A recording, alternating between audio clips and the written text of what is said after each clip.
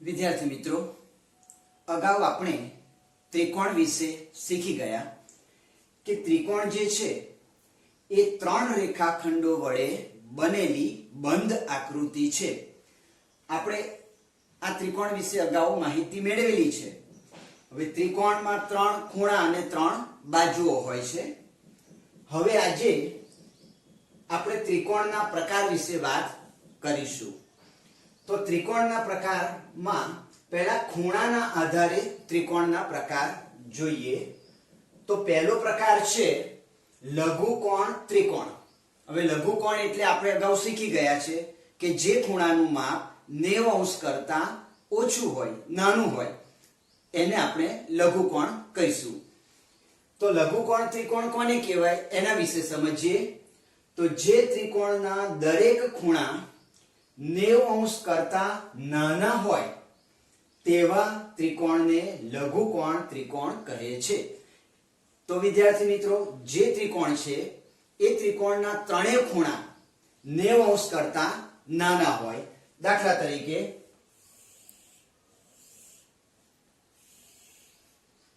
આ એક ત્રિકોણ છે. હવે ત્રિકોણનો આ એક ખૂણો જે છે એ 90 અંશ કરતા નાનો છે. આ બીજો ખૂણો એ પણ 90 અંશ કરતા નાનો છે. આ ખૂણો પણ 90 અંશ કરતા નાનો છે. એટલે આ ત્રિકોણના ત્રણેય ખૂણા 90 અંશ કરતા ઓછા છે, 90 અંશ કરતા નાના છે. એટલે આપણે એને લઘુકોણ ત્રિકોણ કહીશું. ચલો હવે બીજો પ્રકાર જોઈએ, કાટકોણ ત્રિકોણ. જે ત્રિકોણનો કોઈ પણ એક ખૂણો 90 અંશનો એટલે કે કાટખૂણો હોય તેવા ત્રિકોણને કાટકોણ ત્રિકોણ કહે છે. એટલે જે ત્રિકોણ છે એમાં એક ખૂણો 90 અંશનો હોય એટલે કે કાટખૂણો હોય એવા ત્રિકોણને આપણે કાટકોણ ત્રિકોણ કહીશું. દાખલા તરીકે આ એક ત્રિકોણ છે. તો આ જે ત્રિકોણ છે એમાં આ જે ખૂણો છે એ ખૂણો 90 અંશનો છે એટલે કે કાટખૂણો છે. તો આ જે ત્રિકોણ છે એ ત્રિકોણને આપણે કાટકોણ ત્રિકોણ કહીશું. પછી છેલ્લો પ્રકાર છે ગુરુકોણ ત્રિકોણ. જે ત્રિકોણનો કોઈ પણ એક ખૂણો 90 અંશ કરતા મોટો હોય તેવા ત્રિકોણને ગુરુકોણ ત્રિકોણ કહે છે. એટલે એમાં ત્રણ ખૂણામાંથી કોઈ એક ખૂણો 90 અંશ કરતા મોટો હોય એટલે કે એક ખૂણો ગુરુકોણ હોય તો એવા ત્રિકોણને આપણે ગુરુકોણ ત્રિકોણ કહીશું.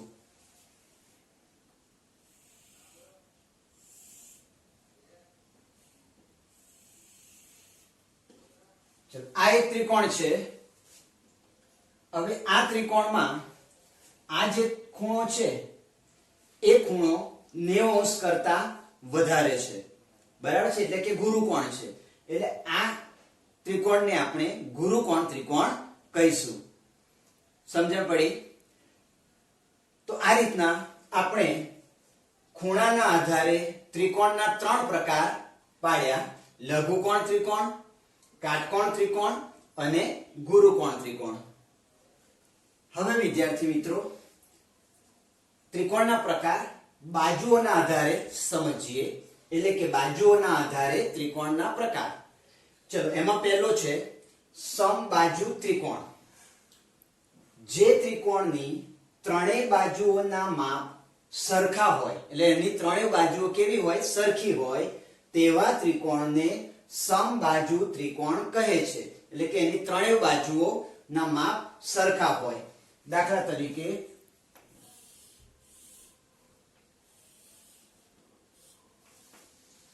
આ એક ત્રિકોણ છે.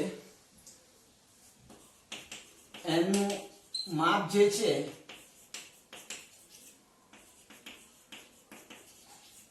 એ ત્રણેય બાજુના માપ 5 સેન્ટીમીટર છે. એટલે 1, 2 અને ત્રણેય બાજુના માપ 5 સેન્ટીમીટર છે. એટલે કે બધી બાજુઓના માપ સરખા છે. એટલે એને આપણે સમબાજુ ત્રિકોણ કહીશું. ચલો પછી બીજો પ્રકાર છે સમદ્વિબાજુ ત્રિકોણ. સમ એટલે સરખી ને દ્વિ એટલે બે, એટલે કે સમદ્વિબાજુ ત્રિકોણ એટલે જે ત્રિકોણની કોઈ પણ બે બાજુના માપ સરખા હોય, એટલે કોઈ પણ બે બાજુ જે છે એ બે બાજુઓ સરખી હોય તેવા ત્રિકોણને સમદ્વિબાજુ ત્રિકોણ કહે છે. એટલે કોઈ પણ બે બાજુના માપ કેવા હોય? સરખા હોય તેવા ત્રિકોણને સમદ્વિબાજુ ત્રિકોણ કહે છે.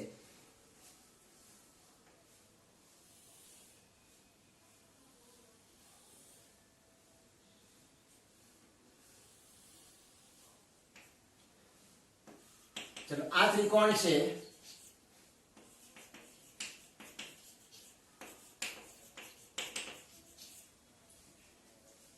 આ બાજુનું માપ 5 સેન્ટીમીટર છે, આ બાજુનું માપ 5 સેન્ટીમીટર છે અને આ બાજુનું માપ 7 સેન્ટીમીટર છે.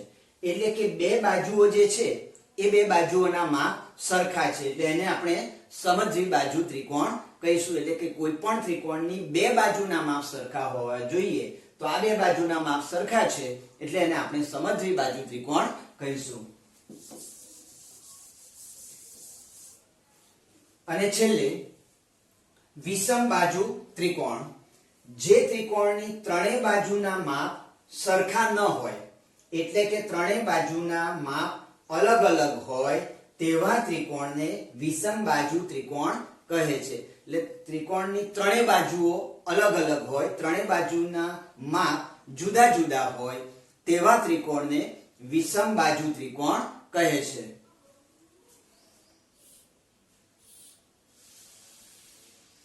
માનો કે આ ત્રિકોણ છે,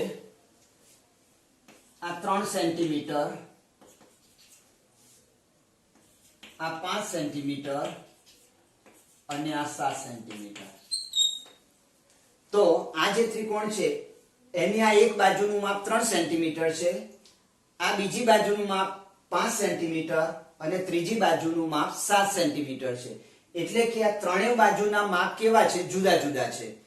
કોઈ એક બાજુનું માપ સરખું નથી, એટલે ત્રણેય બાજુના માપ જુદા જુદા છે, અલગ અલગ છે. તેથી આ ત્રિકોણને આપણે વિષમબાજુ ત્રિકોણ કહીશું. તો હવે વિદ્યાર્થી મિત્રો, આપણે બાજુઓના આધારે પણ ત્રિકોણના 3 પ્રકાર પાડ્યા: સમદ્વિબાજુ ત્રિકોણ, સમબાજુ ત્રિકોણ, સમદ્વિબાજુ ત્રિકોણ અને વિષમબાજુ ત્રિકોણ. તો આ 3 પ્રકાર બાજુઓના આધારે પાડી શકાય.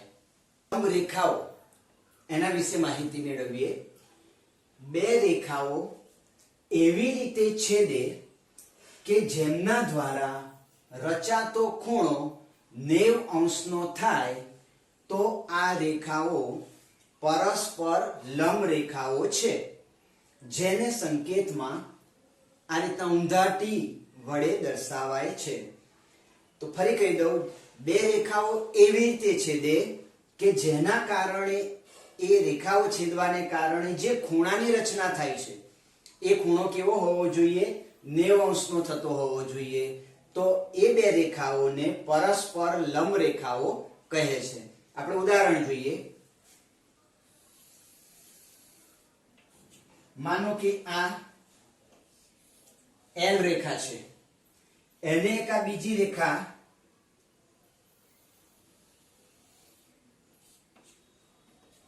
આ M રેખા એને છેદે છે.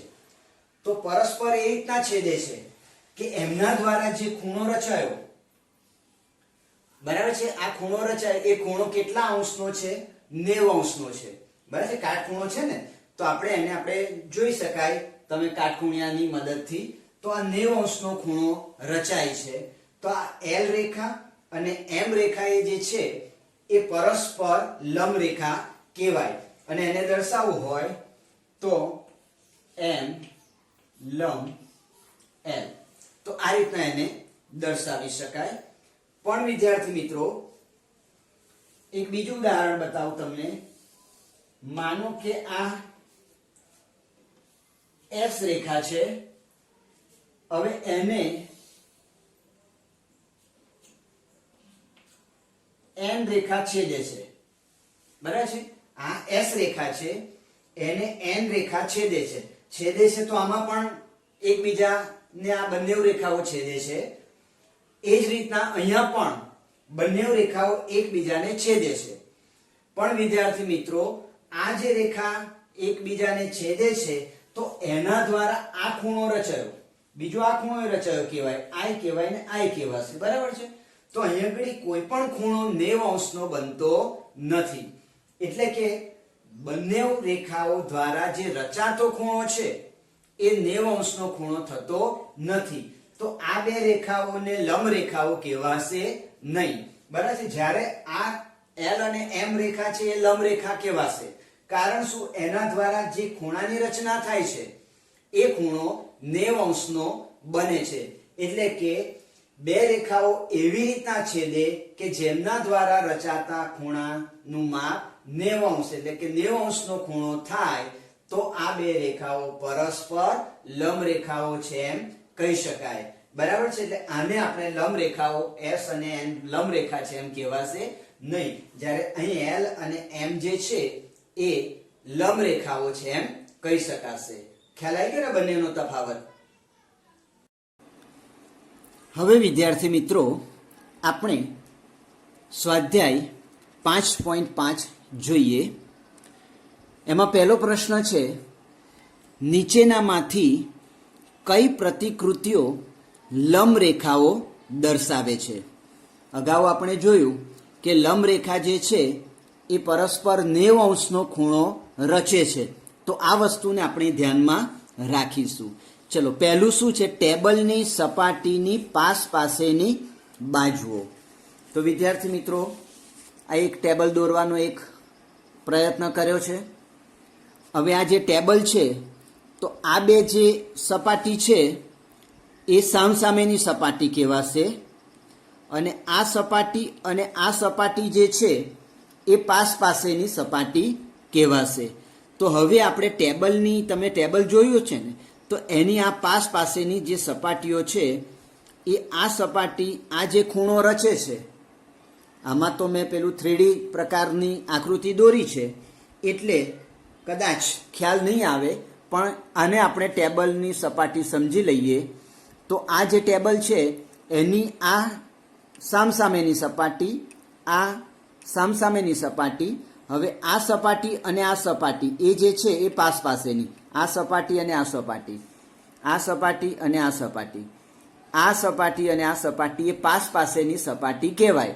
તો હવે આ પાસેની સપાટી જે છે એ આ રીતના જે છેદે છે, તો અહીંયા ઘડી આ જે ખૂણો બને છે એ ખૂણો 90 અંશનો ખૂણો બને છે ને. તો આ પહેલો જે પ્રશ્ન તમને કહેવામાં આવ્યો છે કે ટેબલની સપાટીની પાસેની બાજુઓ છે એ લંબ રેખાઓ રચે છે અથવા તો બનાવે છે. તો હા, બરાબર છે, બનાવે છે. બરાબર. ચલો, પછી બીજું છે રેલવેના ટ્રેકના પાટા. માનો કે આ રેલવે ટ્રેકના પાટા છે. તો હવે આ બે જે પાટા છે એ તમે ગમે ત્યાં સુધી જશો તો એ પાટા સમાંતર રહેવાના છે. એ બે પાટા એકબીજાને છેદવાના જ નથી. તો હવે માનો આને એક રેખા ધારી લઈએ, આને એક રેખા ધારી લઈએ, તો આ બે રેખાઓ છે સમાંતર ગતિ કરવાની છે. તો એને કારણે બંને રેખાઓ એકબીજાને છેદશે નહીં. હવે જે બે રેખાઓ છેદે જ નહીં તો એ બે રેખાઓ ક્યારે પણ લંબ રેખા બનાવે નહીં. એટલે લંબ રેખા રેલવેના ટ્રેક દ્વારા બની શકે નહીં. ચલો, પછી મૂળાક્ષર L ની રચના દર્શાવતો રેખાખંડ. આ મૂળાક્ષર L છે. આ મૂળાક્ષર L છે.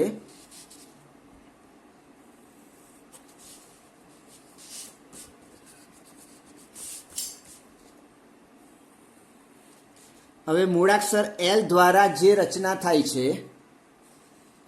હવે આને આપણે આમાં એ કરી દઈએ,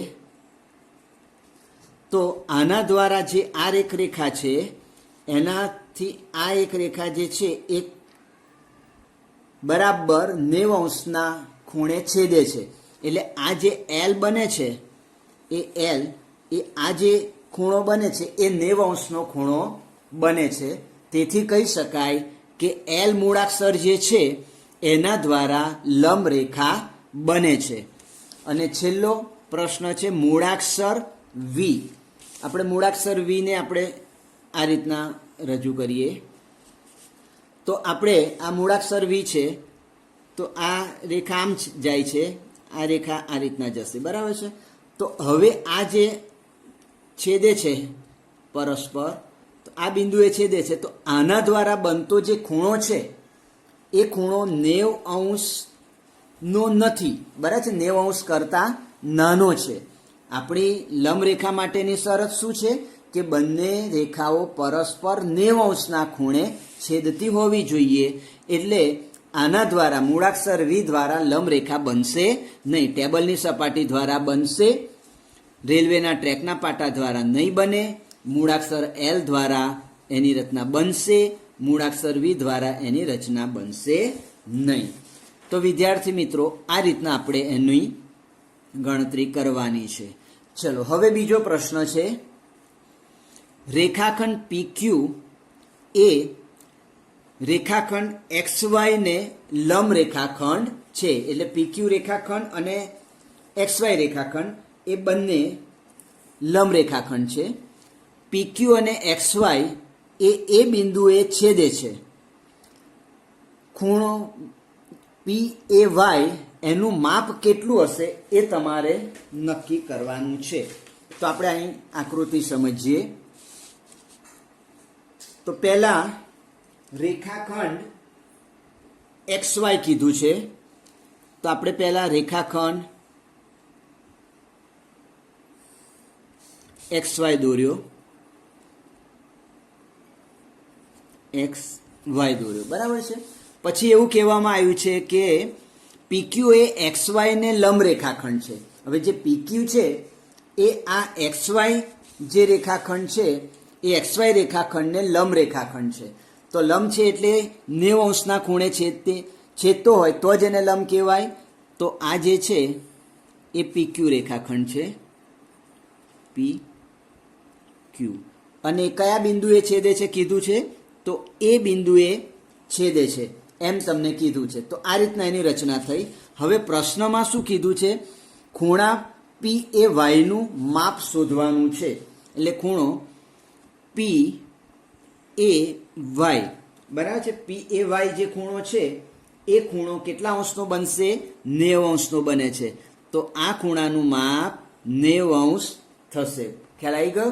તો હવે પરસ્પર લંબ રેખાઓ કીધું એટલે 90 ખૂણે જ એ છેદવાની છે પરસ્પર રેખાખંડો, બરાબર છે. તો આ 90 ખૂણો એ રચતી હોય છે. ચાલો, હવે પ્રશ્ન 4 સમજીએ. પ્રશ્ન 4માં કીધું છે કે નીચેની આકૃતિનું અવલોકન કરો અને રેખા L એ રેખા M ને લંબ છે. અહીંયા આગળ તમને એક આ L રેખા આપેલી છે અને આ M રેખા આપેલી છે. તો એ બંને પરસ્પર લંબ રેખાઓ છે. તો હવે આ જે આકૃતિ છે અને અહીંયા આગળ 0 થી 1, 1 થી 2, 2 થી 3 એટલે 1 સેન્ટીમીટરનું અંતરે ABCDEFGH એવા બિંદુઓ આવેલા છે. એ બિંદુઓ વચ્ચેનું અંતર કેટલું છે? 1 સેન્ટીમીટર જેટલું અંતર છે. તો હવે તમારે આકૃતિને સમજવાની છે અને એનું અવલોકન કર્યા પછી તમારે આ પહેલા પ્રશ્નનો જવાબ આપવાનો છે. તો પહેલો પ્રશ્ન શું કીધું છે કે CE બરાબર EG થાય છે. EG અને CE એ બંનેના માપ સરખા થાય છે એ જોવાનું છે. તો એના માટે સૌથી પહેલામાં પહેલું C ક્યાં છે? તો આ છે. અને E એટલે આટલાથી આટલાનું અંતર જે છે એ અંતર આપણે માપવાનું છે, બરાબર છે. તો C અને E નું જે અંતર છે એ અહીંયા ઘડી 1 સેન્ટીમીટર આપણે માની લઈએ, કેમ કે બધાની વચ્ચે સરખું અંતર છે. તો C અને E વચ્ચે આ 1 અને આ 1 2 સેન્ટીમીટર થાય છે. એટલે આપણે અહીં લખીએ કે CE બરાબર 2 સેન્ટીમીટર. બરાબર છે. ચલો હવે ઈ અને જી જુઓ તો ઈ ક્યાં છે? આ છે અને જી આ છે. તો ઈ વત્તા ઈ થી જી સુધી ઈ અને એફ વચ્ચેનું એક અને એફ અને જી વચ્ચેનું એક, એટલે ઈ થી જી વચ્ચે પણ કેટલું અંતર આવેલું છે? 2 સેન્ટીમીટર. એટલે ઈ અને જી એના બરાબર 2 સેન્ટીમીટર અંતર આવેલું છે. તો બંનેનું અંતર સરખું છે એટલે માટે કહી શકાય સીઈ બરાબર ઈ જી થાય છે. બરાબર છે, ખ્યાલ આવી ગયો? તો આ રીતના એનું આપણે પ્રશ્નનો જવાબ આપીશું. ચલો બીજો પ્રશ્ન છે, શું પીઈ રેખાખંડ પીઈ અને રેખાખંડ સીજી નું દ્વિભાજન કરે છે? રેખાખંડ પી અને ઈ. હવે રેખાખંડ પી અને ઈ કઈ છે? તો રેખાખંડ આ પી છે, બરાબર છે. પીઈ એટલે પી અને ઈ આ જે છે એ રેખાખંડ છે, બરાબર છે, ખ્યાલ આવી ગયો ને? આ પી અને ઈ એટલે આ એક રેખાખંડ છે. અને સી અને જી, સી અને જી એટલે અહીં બે રેખા થઈ, એક આ રેખા થઈ સી અને જી અને પી અને આ થઈ, બરાબર છે. તો બંને કાટખૂણે છેદે છે ને બંને રેખાઓ, એટલે આ એનું દ્વિભાજન કરે છે? તો કે હા કરે છે. કારણ શું છે કે એના દ્વારા જે રચાતો ખૂણો છે, તમને આકૃતિમાં બતાવું કે અહીં તમને જે રેખાખંડ આપેલું છે એક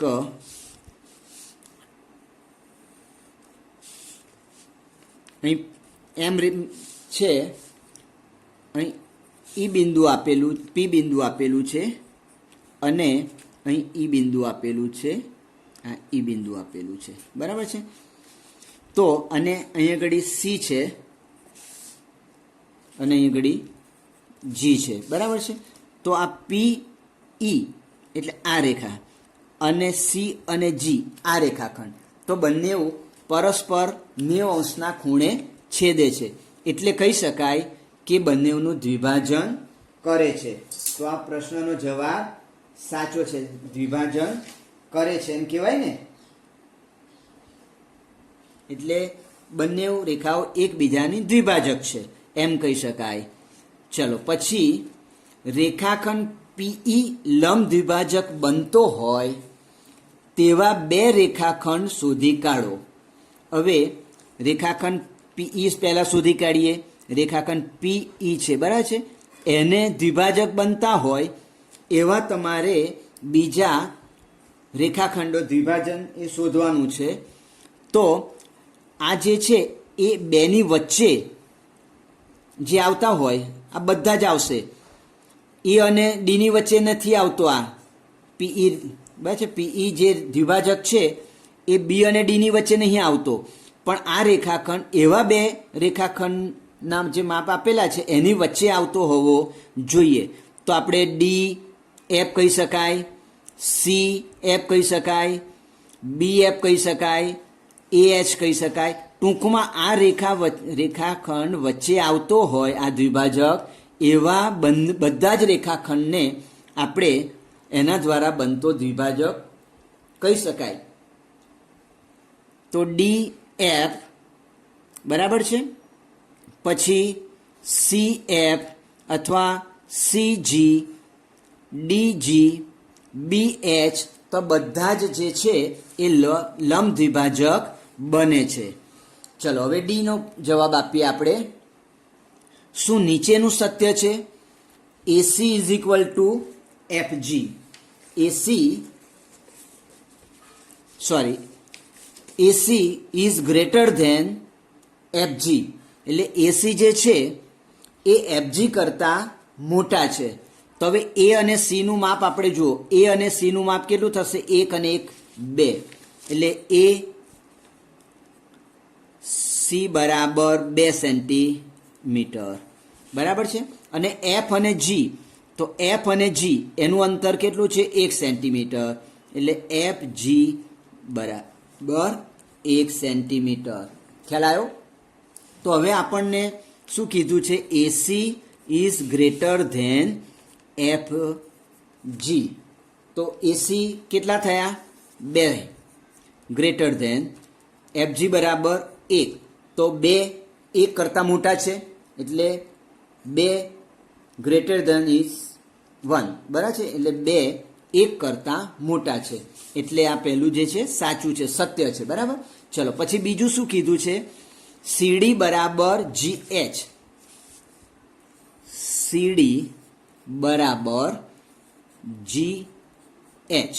ચલો હવે આપણે રેખા એમાં જોઈએ કે CD, હવે CD નું અંતર કેટલું છે, 3 થી 4 એટલે 1 સેન્ટીમીટર થયું, એટલે CD બરાબર 1 સેન્ટીમીટર, ખ્યાલ આવે છે ને. અને GH નું, તો G અને H પણ 1 સેન્ટીમીટર થયું, એટલે GH બરાબર પણ 1 સેન્ટીમીટર. ચલો હવે બંને 1 સેન્ટીમીટર છે, એટલે CD બરાબર GH, એટલે કે CD બરાબર 1 સેન્ટીમીટર બરાબર GH બરાબર પણ 1 સેન્ટીમીટર, એટલે આ શક્ય છે, એટલે આ પણ સત્ય છે. અને છેલ્લું આપણે હવે જોઈએ છે,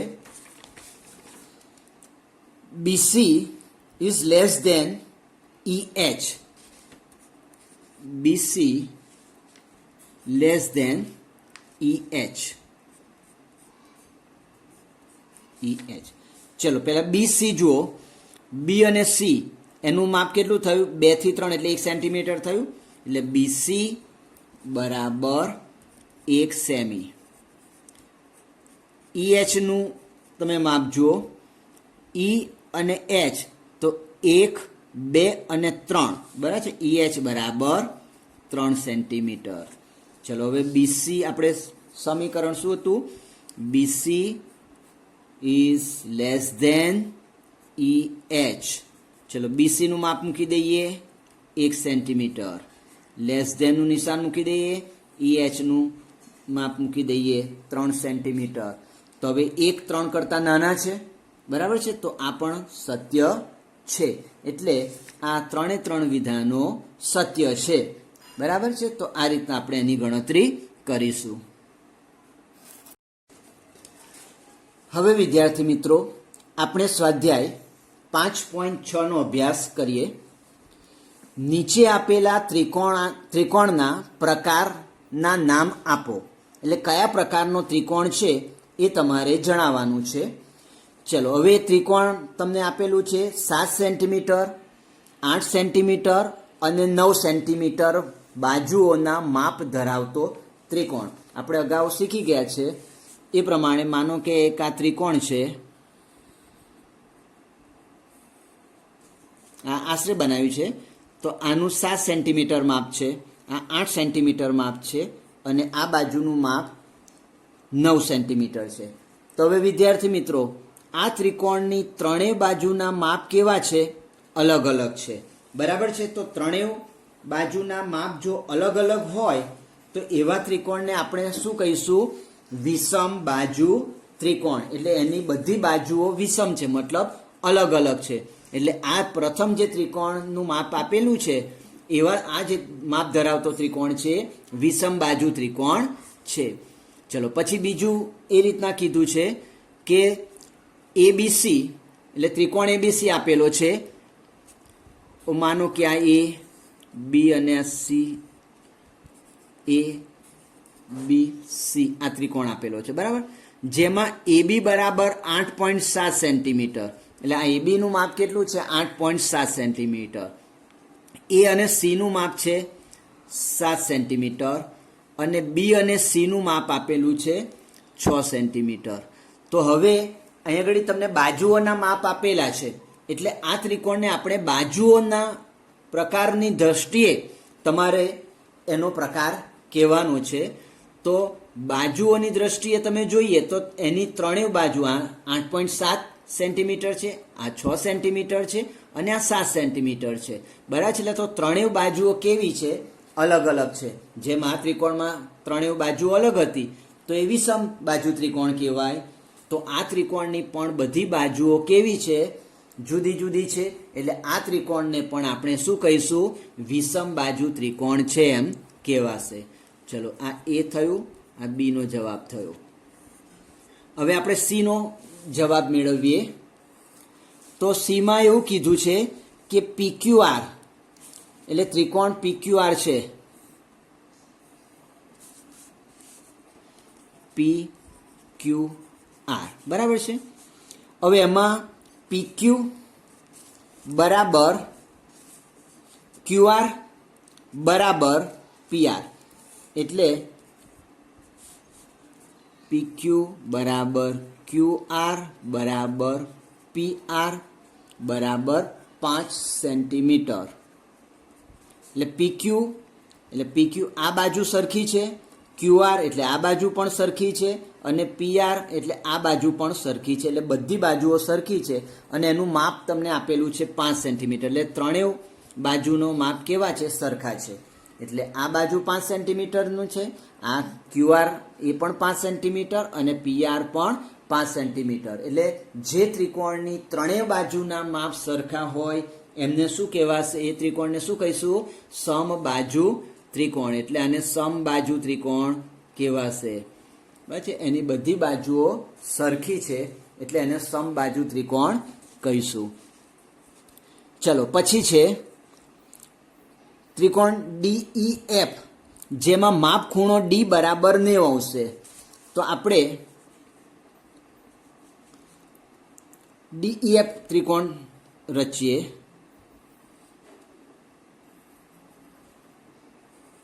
જો ત્રિકોણ કોઈ પણ બાજુનો રચી શકાય, આને પણ લખાય DEF, બરાબર છે. એમાં આ જે ખૂણો છે એ 90° ખૂણો છે, બરાબર છે. તો આ જે ત્રિકોણ છે તમે આવું પણ દોરી શકો, જરૂર નથી કે આ રીતના, બરાબર છે. અહીં D 90° કીધું છે એટલે આને D લઈ લઈએ. તો DEF આવું પણ તમારે લઈ શકાય. તો અહીંયા ઘડી જે આ D ખૂણો D છે એ 90° છે. એટલે જે ત્રિકોણનો એક ખૂણો 90° હોય એવા ત્રિકોણને શું કહીએ? આગળ શીખી ગયા છે. તો એવા ત્રિકોણને આપણે કાટકોણ ત્રિકોણ કહીશું. એટલે આ ત્રિકોણ છે એ કાટકોણ ત્રિકોણ કહેવાશે. ખ્યાલ આવ્યો? ચલો પછી ઈ જોઈએ. ત્રિકોણ XYZ છે.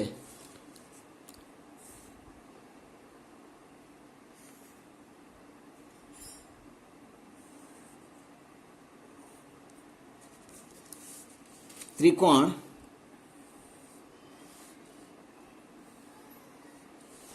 XYZ છે, બરાબર છે. તો એમાં આ X, Y અને આ Z, આ ત્રિકોણ XYZ છે. હવે એમાં માપ ખૂણો Y જે છે ને, આ માપ ખૂણો Y એ 90° છે, બરાબર છે. પછી માપ ખૂણો M જે છે, આ બાજુ છે XY બાજુ છે એ YZ બાજુ જેટલી છે. એટલે આ બેનો આપણે આપી દઈએ. આ 90° થયો. અહીં ઘડી આપણે 5 સેન્ટીમીટર 5 સેન્ટીમીટર એને આપણે આપી દઈએ. તો આ જે ત્રિકોણ છે એની બે બાજુ, હવે પેલા આગળ આપણે જે ત્રિકોણોના પ્રકાર શીખ્યા છે એનું આ મિક્સ સ્વરૂપ છે કે જે ત્રિકોણનો એક ખૂણો 90° હોય એને કાટખૂણ ત્રિકોણ કહેવાય, અને જેની બે બાજુઓ સરખી હોય એને સમદ્વિ બાજુ ત્રિકોણ કહેવાય. તો આ બંને વસ્તુ થઈ. તો આ જે ત્રિકોણ છે એ ત્રિકોણનો એક ખૂણો કાટખૂણો છે અને બે બાજુઓ જે છે એ સરખી છે, એટલે એને સમદ્વિ બાજુ કાટકોણ ત્રિકોણ કહેવાશે. સમદ્વિ બાજુ કાટકોણ ત્રિકોણ, બરાબર છે. સમદ્વિ એટલે બે બાજુઓ સરખી છે, એક ખૂણો સરખો છે 90°નો છે, બરાબર છે. 90° એટલે કાટખૂણો કહેવાય. બે બાજુઓ સરખી છે એટલે સમદ્વિ બાજુ કહેવાય. તેનું મિશ્ર સ્વરૂપ છે એટલે આપણે એને શું કહીશું? સમદ્વિ બાજુ કાટકોણ ત્રિકોણ. ચલો છેલ્લું જોઈએ. LMN. હવે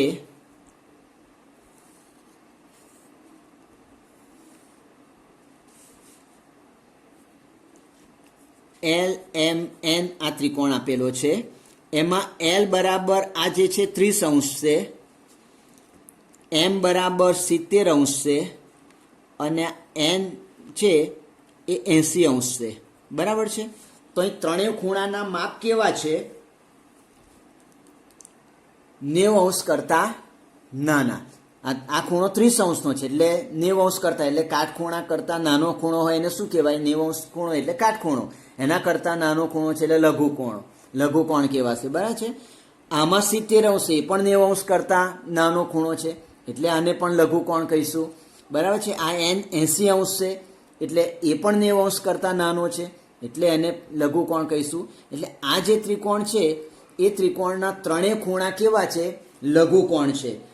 તેથી આ લઘુકોણ જે ત્રિકોણના ત્રણેય ખૂણાનું માપ 90 અંશ કરતા ઓછું હોય તો એ ત્રિકોણને આપણે શું કહીશું? લઘુકોણ ત્રિકોણ. બરાબર છે. આગળ આપણે શીખી ગયા છે લઘુકોણ ત્રિકોણ. બરાબર છે. તો આ રીતના આપણે એને સમજીશું. બીજો પ્રશ્ન જોઈએ. નીચેના જોડકા જોડો. હવે એમાં પહેલું છે 3 બાજુઓના માપ સરખા હોય. એટલે જે ત્રિકોણની ત્રણેય બાજુના માપ સરખા હોય એને આપણે શું કહીશું? અહીં આગળ વિષમ બાજુ, કાટખૂણ ધરાવતો સમદ્વિ બાજુ, ગુરુકોણ ત્રિકોણ, કાટકોણ ત્રિકોણ, સમબાજુ ત્રિકોણ, લઘુકોણ ત્રિકોણ કે સમદ્વિ બાજુ.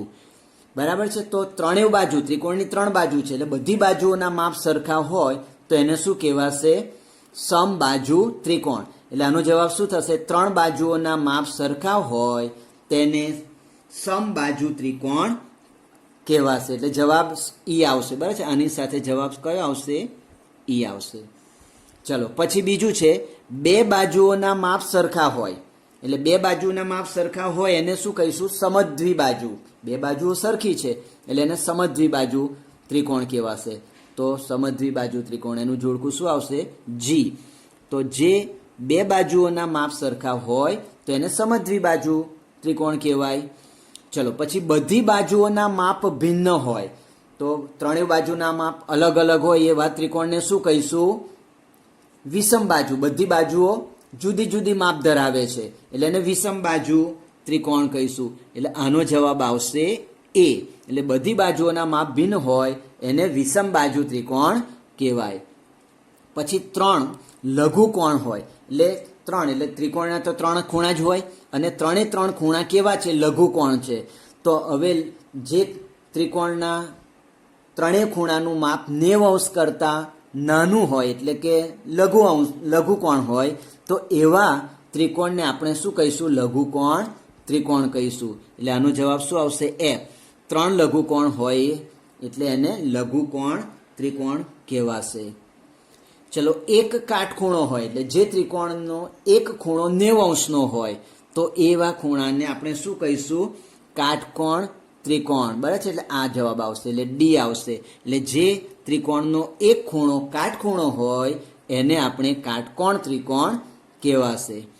ચલો પછી એક ગુરુકોણ હોય એટલે એક ખૂણાનું માપ 90 અંશ કરતા વધારે હોય તો એને આપણે શું કહીશું?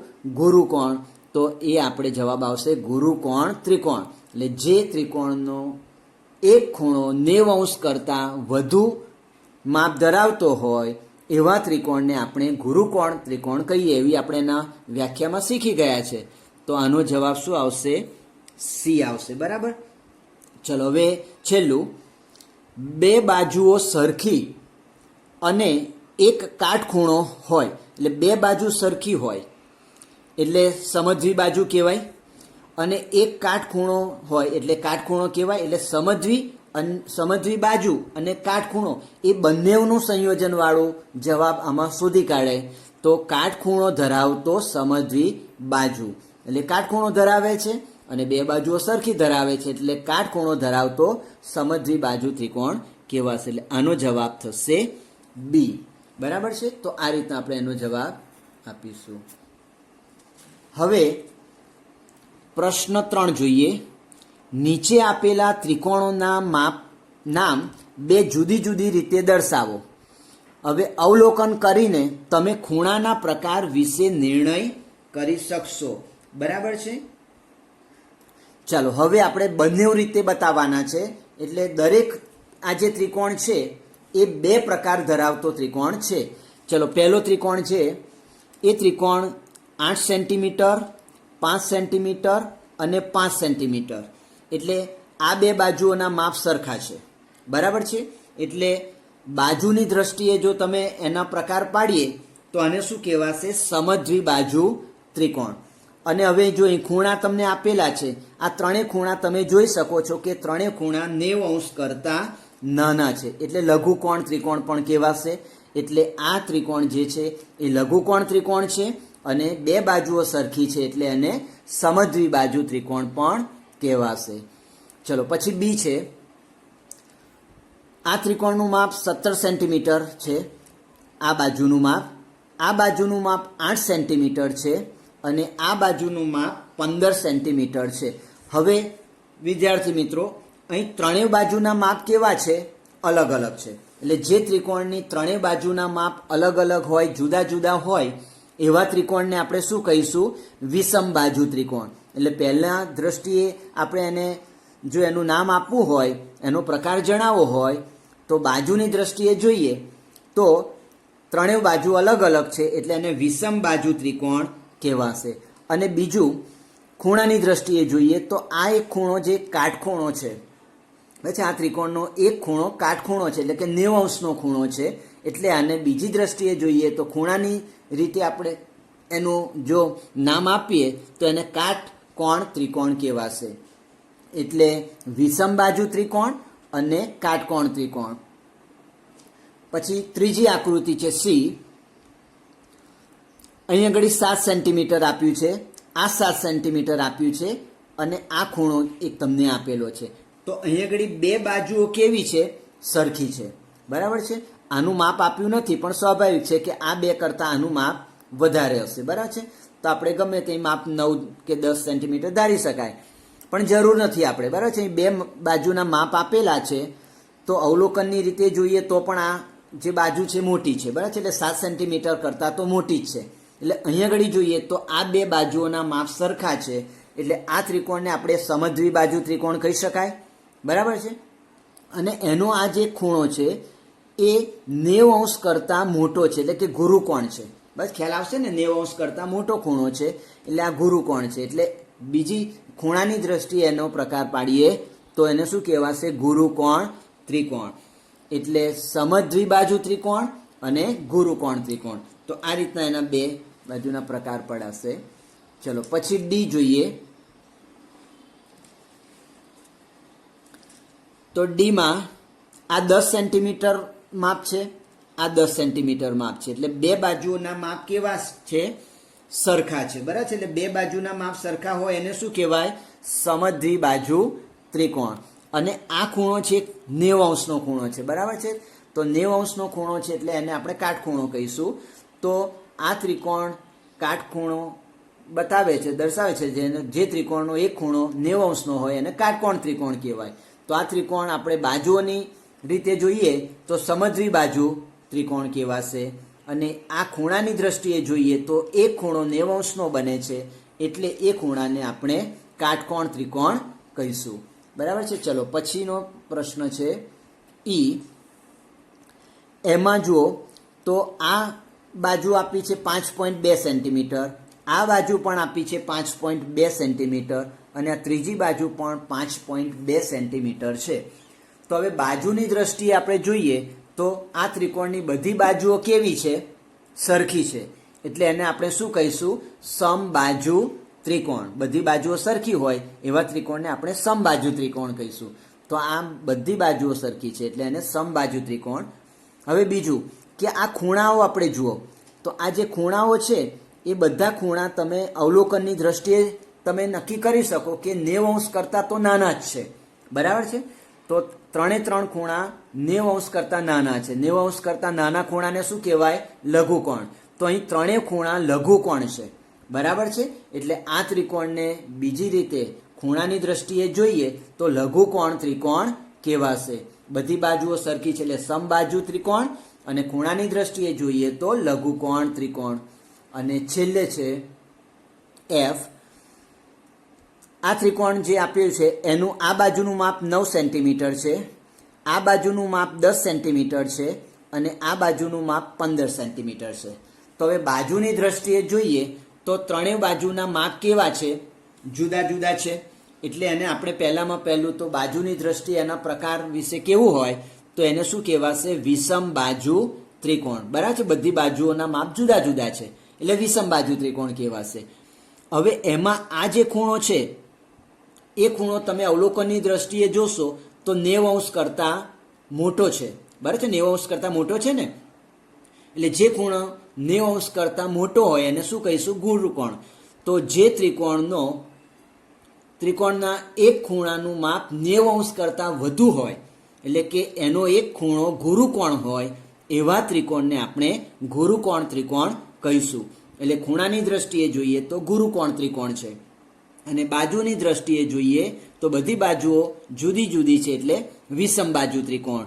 બરાબર છે. તો આ રીતના આપણે આ જે આકૃતિ આપેલી છે એ બધી આકૃતિમાં જે ત્રિકોણ છે એ ત્રિકોણના તમે નામ આપી શકો, અથવા તો એ ત્રિકોણનું પ્રકાર છે એ પ્રકારનું વર્ગીકરણ કરી શકો.